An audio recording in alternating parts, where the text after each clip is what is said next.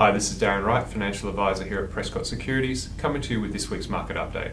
What we wanted to talk about this week was that there's been some announcements from some of the reporting from companies this last fortnight, and we really want to talk about some of those results.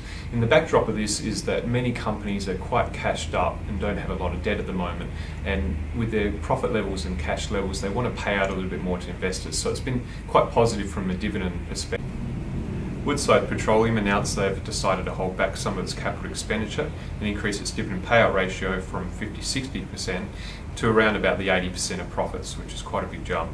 They announced a 63-cent special dividend as well, which is quite popular with investors and was reflected by quite a decent jump in share price. On Tuesday, ANZ announced a 10% rise in dividend on the back of reasonably decent profits, and Friday, Macquarie announced a 66% increase in dividend over the same time last year. Westpac also announced on Friday a special dividend of 10 cents to go with the interim dividend of 86 cents. Really coupled with these results is that dividends have really been the focus in a period of time when markets were quite poor and the GFC allowed that people couldn't make a capital result, so they were quite focused on dividends.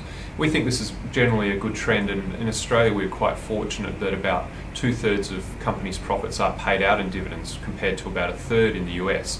But what's really quite important to remember is that if you are targeting yield, you make sure that the companies behind the profits are actually sustaining their profits and growing those profits over time, and not in a position where they're just increasing payout just to hope that to attract investors. So if you have those companies that have the sustainable and growing earnings, then this is a good strategy, because the companies with poor levels of earnings aren't going to be able to sustain those dividend payouts in the long term.